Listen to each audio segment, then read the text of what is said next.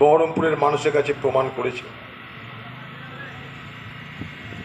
হয়তো সেই স্মৃতিতে, শ্রী সংঘের সেই স্মৃতিতে হয়তো কিছুটা মলিনতা তৈরি হয়েছিল, কিন্তু আবার শ্রী সংঘ তার মলিনতাকে দূর করে স্মৃতিতে ফিরে আসতে পেরেছে। এটা দেখে আমাদের সকলের অত্যন্ত ভালো লাগছে এবং যাকে বলা হয় না স্ট্যাটাস কোয়েন্টি যেমন ছিল আগে, তেমন জায়গায় আমরা ফিরে আসতে পেরেছি।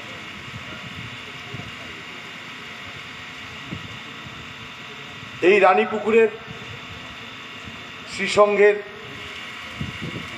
এই ঐতিহ্যকে আমাদের ঘরের মা বোনেরা এই পাড়ার মোড়ে তাদের সুন্দর মন্দিরে ভক্তিভরে শ্রদ্ধাভরে প্রত্যেক বছর তারা দুর্গা প্রতিমা স্থাপন এবং অনুষ্ঠান করে এসেছে।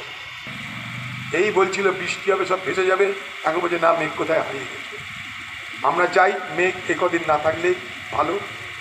অনেক মেঘ আমাদের দেখা হলো, এই সময় মেঘ না থাকাটাই বাঞ্ছনীয়। আবহাওয়া দপ্তর চাক বা না চাক, ঘটনাচক্রে দেবীর প্রতিভায়, দেবীর মাহাত্ম্যে মেঘ আমাদের থেকে দূরে সরে যাচ্ছে। তাই আপনারাও খুব আনন্দ করবেন। আনন্দ বিষাদের এক বাতাবরণের দোটানায় কিন্তু আজ বাংলার মানুষ আমরা পড়ে আছি।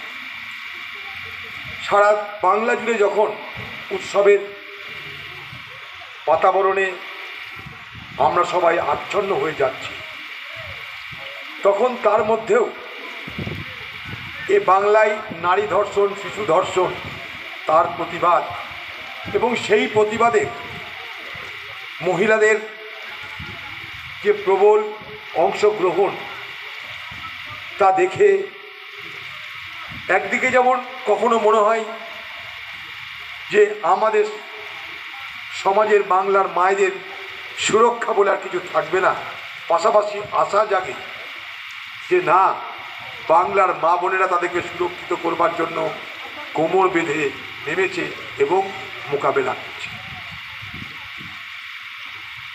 অর্থাৎ একদিকে যেমন সুরক্ষা কেড়ে নেওয়ার চেষ্টা হচ্ছে, পাশাপাশি নিজেদেরকে সুরক্ষিত করবার জন্য সর্বব্যাপী আন্দোলনেও বাংলার নারী সমাজ সামিল হচ্ছে। প্রতিবাদের ভাষা আজ বাংলায় পাল্টে গেছে। অহিংস পথে, অনশনের পথে আমাদের ঘরের ছেলেমেয়েরা যারা জুনিয়র ডাক্তার, তারা আন্দোলন করছে।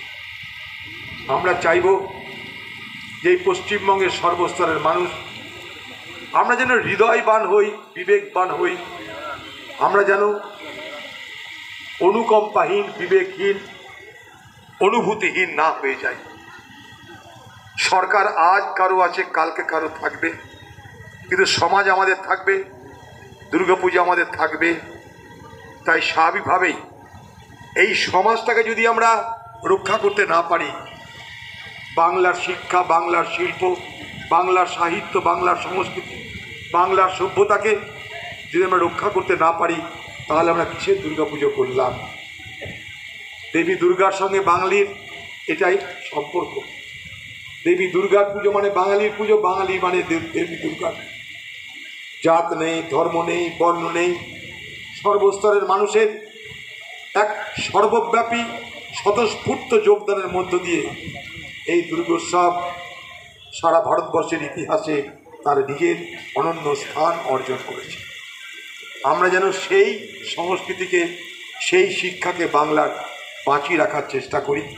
দেবী মাতার কাছে এটাই হোক আমাদের আরাধনা। খুব ভালো লাগছে গৌতম বাবুদের দেখে যে তারা